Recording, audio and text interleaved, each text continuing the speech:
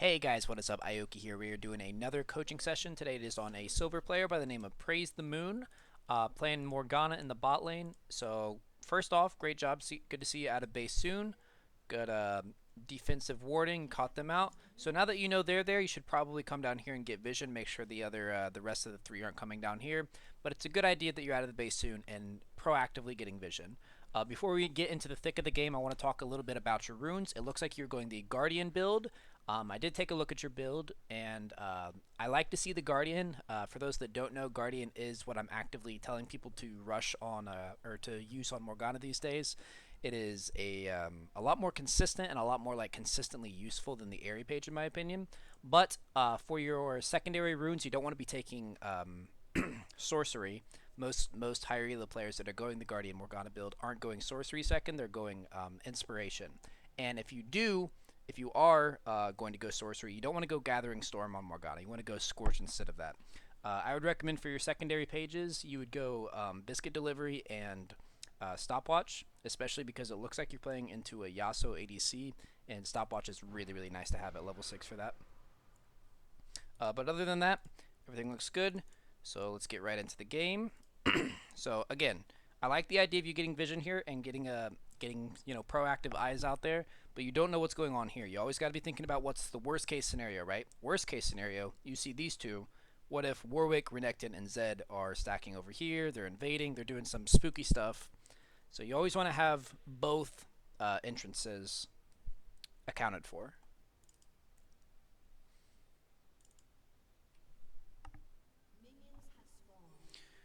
All right. Pretty dull. Pretty dull pregame. Nothing happening before Leash, walk to lane. See, this is once again, we see them here, but worst case scenario, what if they stacked here? And then you take a whole bunch of damage from Xerath and Yasuo and yada yada. You always want to have eyeballs on both of them.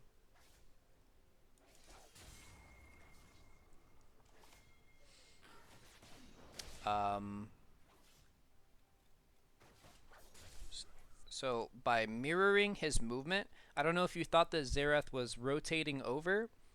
I don't see why he would be, but by mirroring that, all you're doing is putting yourself at risk of missing EXP, especially going all the way over here. It's definitely out of EXP range. Yeah, and it looks like you actually did.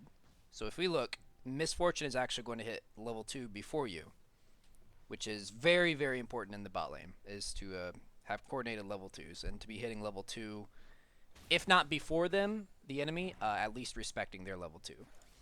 So by missing that first CS, you've actually done quite a fair bit of damage to your level 2.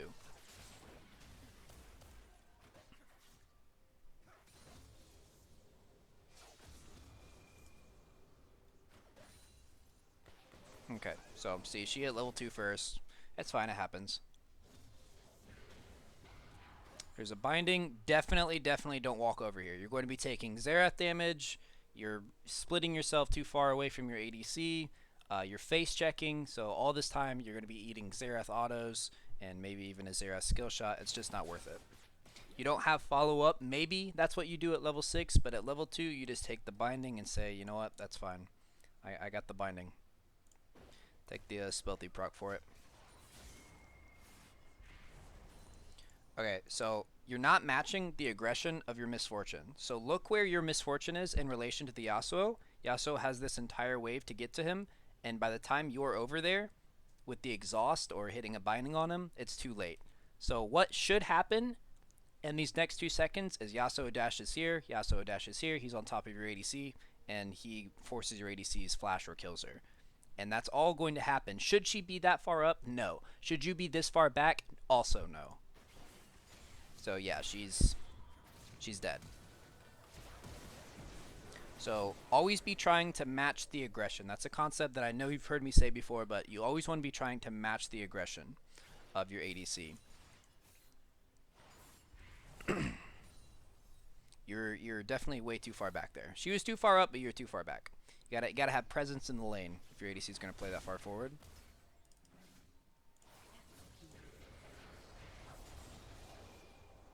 Okay, so ever since the Spell Thief changes, you want to be putting a higher prioritization on getting these minions than on harassing, because at this point Your ADC's not in the lane. She's not within 1,500 units. So for those that don't know, the spell thieves got changed, and now you have to be within 1,500 units of your ADC or teammate to be able to generate income from it when you're playing support. Terrible change, but whatever, we have to play with it. She's not here, so you need to be using your spells not to harass Yasuo, because he's probably just getting these CS and leaving, right? He's not going to tower dive you. He's not going to stick around much longer. So make sure you have your spells up. Instead of using your W and your Q for harass there, make sure that it's up so that you can get the cannon. And the rest of the CS. Oop, missed one.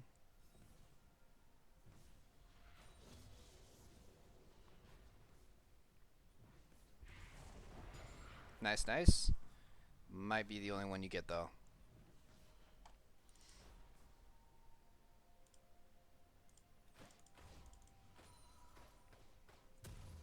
Okay, this is a fine back. You can assume with a 90% certainty that both of them backed, unless they're like very patient and they're sitting there to cheese them. So this is a fine back. You're not leaving an MF in any danger. And we upgraded our Frostfang. Good stuff.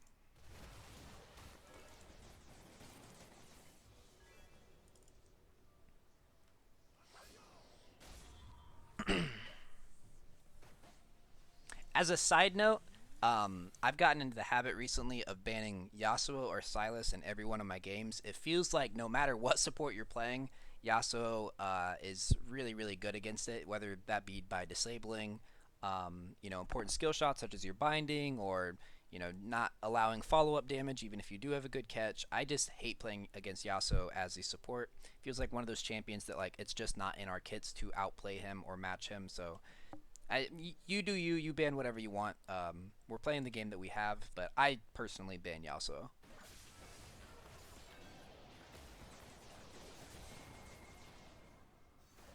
Okay, so you needed to prep that cannon there. So let's try to get a little more familiar with the amount of damage that our ADC does. So she's only got a Doran's Blade. So you pretty much know how much damage she can do. And she can't do that much. Not with just a Doran's Blade. Once she gets a longsword on top of that, or whatever her first buy is, yeah, she'll be able to do that. But you need to prep that one for her. And there's no real risk in prepping that. A lot of people are like, oh, I don't want to touch the wave, right? Well, we know that the turret was going to kill that next shot anyways. So by prepping it, the worst you're going to do is steal it. It's either going to you or the turret at that point. So worst case scenario, it goes to the worst case scenario, it goes to the turret. But if you prep it, the worst case becomes it goes to you instead of her. Like let's say she autos it first and then you hit it and you steal it. That's better than it going to the turret, right?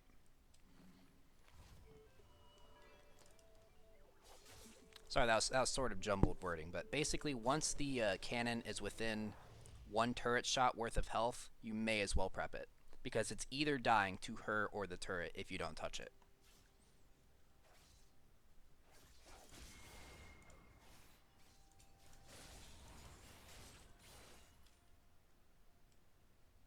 Okay. So remember, prioritize hitting cannons when you're alone over harassment. You prioritized harassing him here, and because of that, you're going to miss this minion. So prioritize the minions, and you don't want to do this. You don't want to do this because watch what this does to watch what it does to the wave. It makes it so you can't get it. You're actually countering yourself. You're like you're ruining your own wave. By Wing that wave, you denied yourself all of that CS.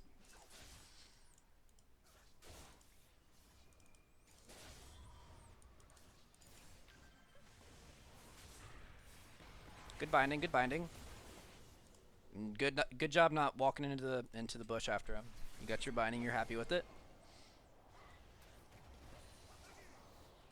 Okay, so now, oh, she still only has Zoran's Blade. So let's see what we do here. I would auto that one. She does have this one because I just heard her Q, but I would even be autoing that one to prep it for her. Alright, she's got the rest of this wave.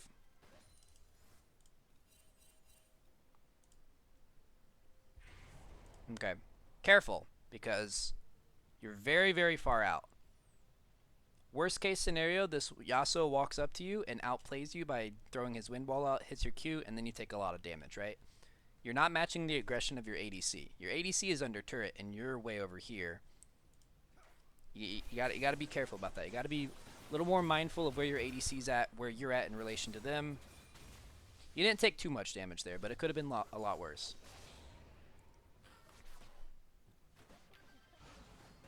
Okay, I don't know what that was, but don't do that.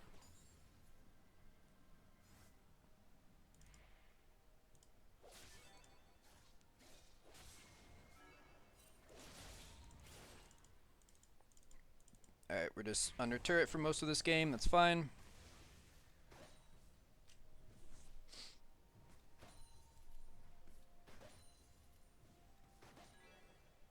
So it wasn't as big of a deal as when you W'd them under the turret because they ate the entire W, but you typically shouldn't be W'ing minions even as they come to crash against your wave either, because it can put them in a place where you're making them unfarmable under turret.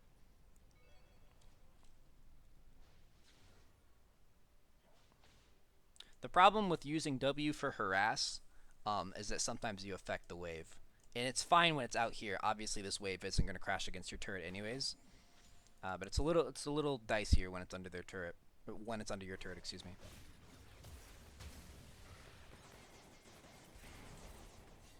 So this is kind of like a personal thing, but when I'm playing Morgana, I literally play with my left thumb on the Alt button, which is the hotkey for self-casting, so that at a moment's glance, at a drop of a needle, I can press the E. Press Alt E, self-shield myself. I don't play like that with a lot of champions. I usually play with my thumb on the spacebar. But if you play with your thumb on the Alt when you play Morgana, she is one of the most important self-casting of any champion. I do that with like Morgana and I think Lulu, because like self-shielding and stuff.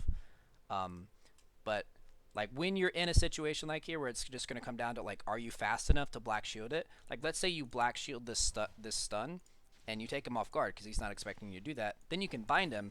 Morgana walks up, you get a bunch of damage on him. Like right here, if you had your thumb on E and you're making it a little bit easier for yourself to self-cast your shield, self-cast that, keep walking forward, bind him, he's in trouble, right? But instead, so you're never going to get all the reactionary stuff. No one does, but it makes it a little bit easier. So try that next time you play Morgana. Play with your left thumb on the keyboard on the Alt key to the left of the spacebar. Okay, yeah, you definitely should not be walking up like this.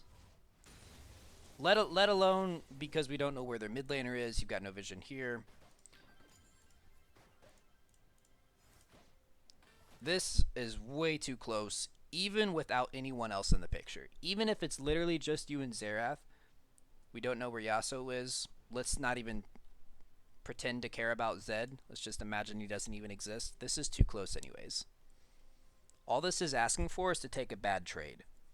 Your black shield isn't going to save you from this trade going bad. He's got a lot more health to play with, so think about your like health bar as like a resource.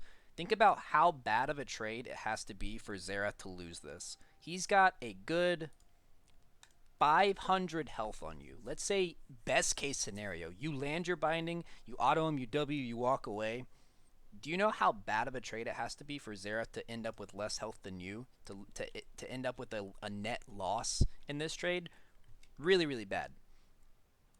So careful on the positioning. Yeah, it really doesn't even matter that Zed was there.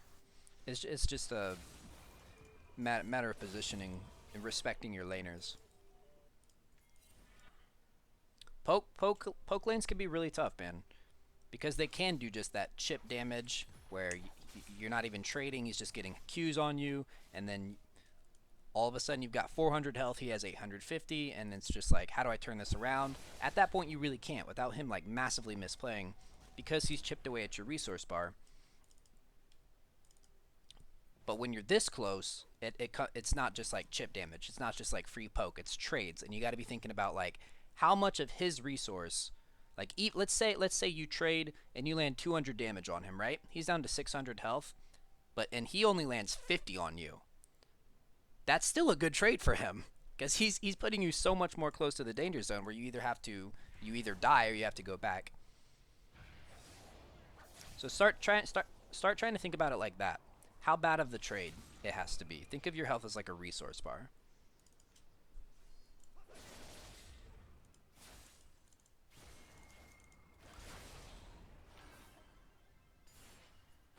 Okay, so situations like this is when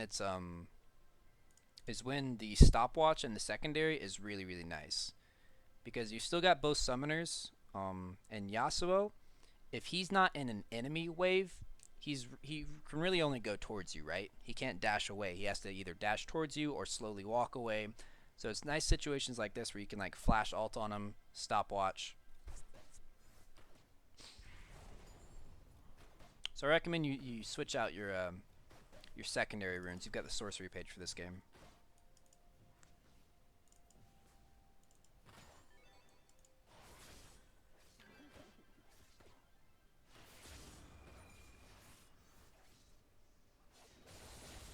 Especially when he's been in lane alone for a while now. I think Xerath roamed. So it would have been a good situation to flash on him.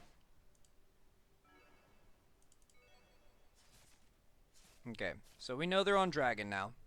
Our jungler's on the other side of the map. There's really nothing we can do. They've even pulled it. There's absolutely nothing you can do. Just go back to wave. Just go back to lane.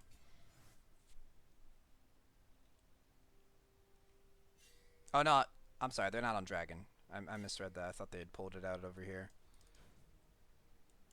Dragon's not up for 46 seconds. So you were prepping Dragon. Okay, that was my fault. I misread that.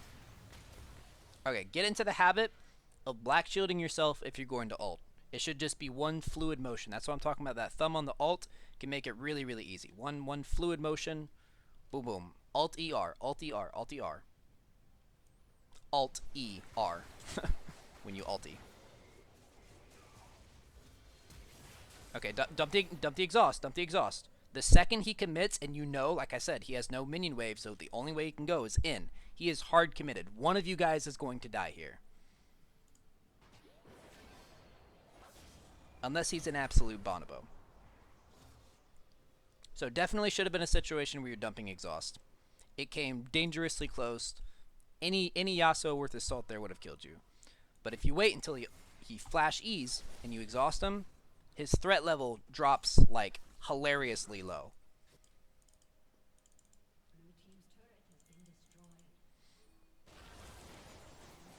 Okay, so a lot of this game has just been defensive play.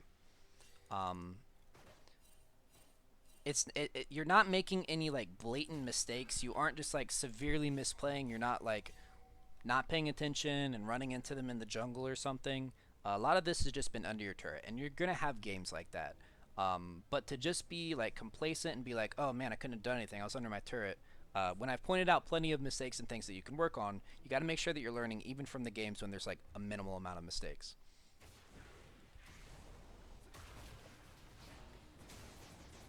Okay, so by black this is kind of funny actually. By black shielding your jungler, you made it so the blast cone didn't affect him. I'm sorry. I'm not laughing at you. I'm just I would have laughed if I did this too. But by black shielding your jungler, it makes it so the blast cone doesn't affect him. So you've essentially saved this Yasuo, because I'm pretty sure this Rek'Sai was going to kill the Yasuo. And now we're in a pretty bad situation. We're tanking Dragon. We're here on this side of the wall without our jungler. We're just dying to the Dragon. You did land a nice binding there, but yeah, so this is not a good time to use your exhaust. You got to be thinking about, how do you get out of this? Is there any chance in a million universes where you get out of this? No, there's not. So be thinking critically about, like, is this really something? If I use my exhaust, is it actually going to make a difference here? And in this particular situation, it wouldn't have. It would have in this one, I think. It probably could have turned that, or made it a lot less close. But this one, I mean, you know you don't have flash. Your team is clearly not coming. You're just done. Just accept your death and don't waste a valuable summoner.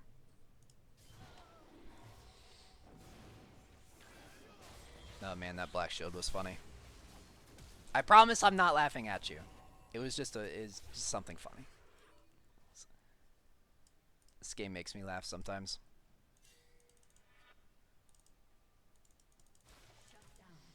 Alright, so this is exactly what I expected you to do, and I'm glad you did it, because it's something I want to touch on. When you're going the Guardian build, you're focusing more on utility and like inherent usefulness and consistent usefulness. I personally think that building Redemption, when you're going the Guardian route, is a lot better. Um, Especially since you don't have Ignite and you're not in a game where you're able to make a bunch of flash plays. Like, you really haven't had a whole lot of opportunities to even like decide when to fight, right? There might have been a situation or two down here where you could have flash ulted if you had a stopwatch, but um, overall, this is definitely you want to be building Redemption more often when you're playing Guardian Morgana.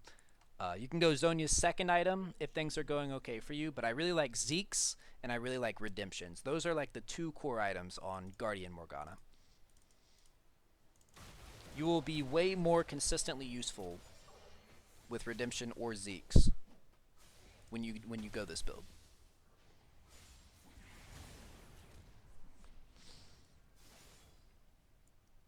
I also would have prioritized getting the actual stopwatch component over the Seeker's Arm Guard if you are going to go Zhonya's first, just because they've got like 2.5 assassins on their team.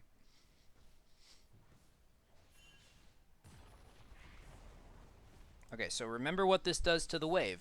You're making it unfarmable for yourself. Watch what the turret does to those minions when they hit the casters. Okay, luckily Rumble's here to clean up, but...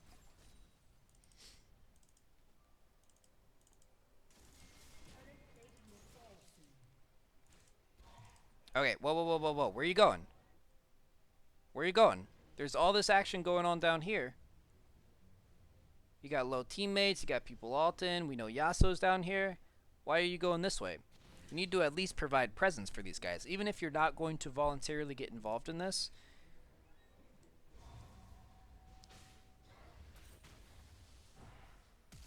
Ooh, good stuff, good stuff.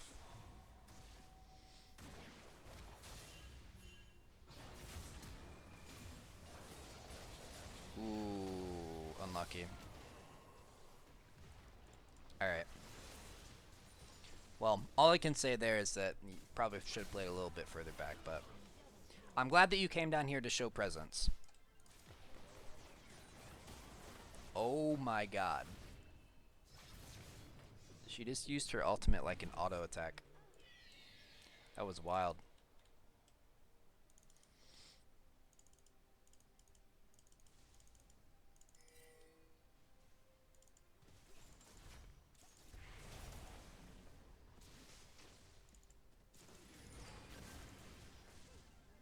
Okay, okay. We know he doesn't have flash. Here we go.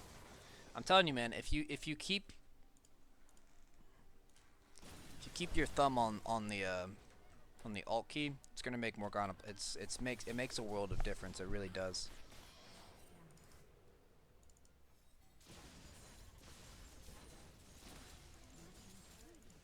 In terms of reactively getting spell shields off in time.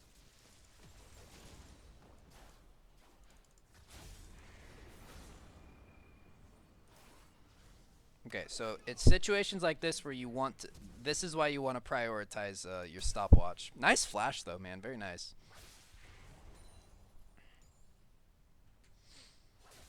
If you are going to go the Zhonya's route.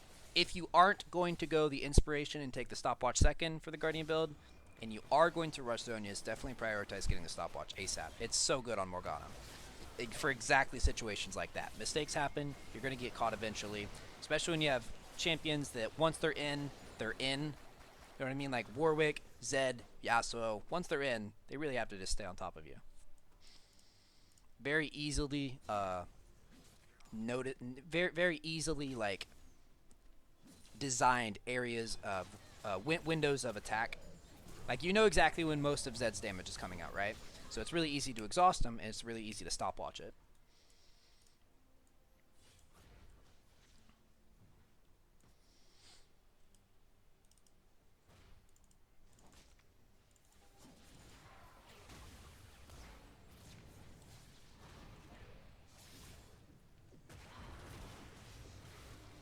Okay, so we have to have kind of a better understanding of what Zed does, because using the ulti here is really just applying a slow.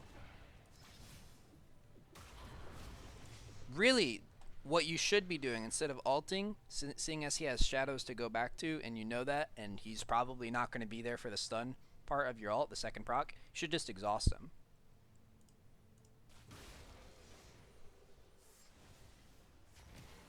The second he commits, that's what I'm talking about. He has very obvious windows of attack. You know exactly when his damage is coming out, so just exhaust it.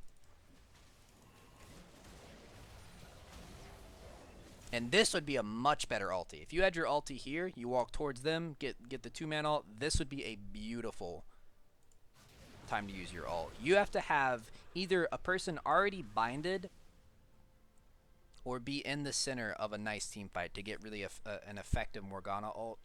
When you're trying to do it to hypermobile assassins, it's just not going to work. So be a little more picky with your ult. Play it a little more on the safe side, I would say.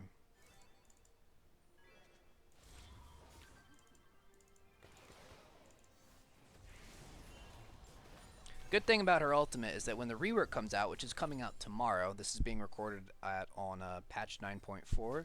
Her rework drops tomorrow. The good thing is that she's actually getting a buff to her ultimate where she's getting movement speed towards enemies, which will help you stay a little bit more on top of tricky foes. Okay, so kind of a wasted spell shield here. We know Yasuo, the only CC Yasuo has, which is the only thing that the spell shield is going to block, is his third proc. And Yasuo's got a visual indicator when he's got his third tornado up. He doesn't have it up. So this was kind of just kind of using a spell because you had it, which is a bad habit to get into. Which is a really bad habit to get into. So he would have been great for there.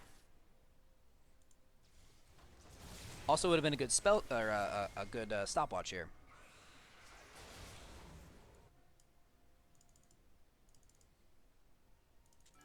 Okay, so obviously this is a game that you guys have just been... You weren't going to win this, likely, no matter how well you played, but you definitely could have played it like better in multiple areas. Could have been a little bit closer of a game, I think.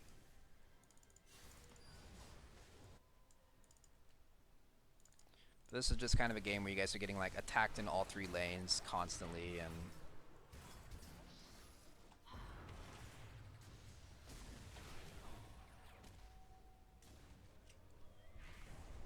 I'm really not seeing you use your... I think I've only seen you use exhaust once this game.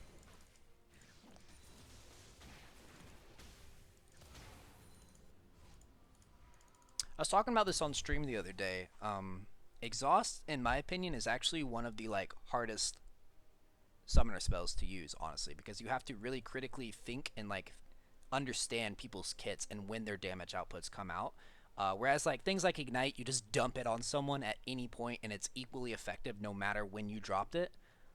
Exhaust is very timing based, but I'm pretty sure you've only used it the one time this game. So I guess the biggest takeaway would definitely be your itemization. You do have your Zhonya's now, but I wouldn't be rushing Zhonya's. I would instead take the free stopwatch from my runes. And dump this Zhonya's into my second item slot and get a redemption or a Zeke's better, or a first.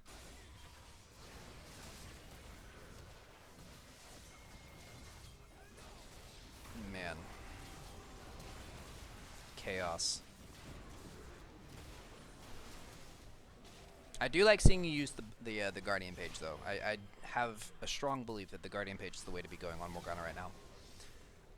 It looks like that's probably going to be game. This game was a little on the shorter side, and it's probably the first coaching session where I've just seen your team get absolutely dumpstered, which is a good and a bad thing to do a coaching session on, because like I said, I don't think there are very high chances that you're going to win this game no matter how well you played. However, there are very obvious areas that you need to improve on. If you have any questions, Mr. Praise the Moon, aka Counterbolt, let me know, man. You know where to find me. I would be happy to answer them. Any questions, comments. But for anyone else watching this, I hope you guys learned a little bit about Morgana and the support role. Take it easy. Peace.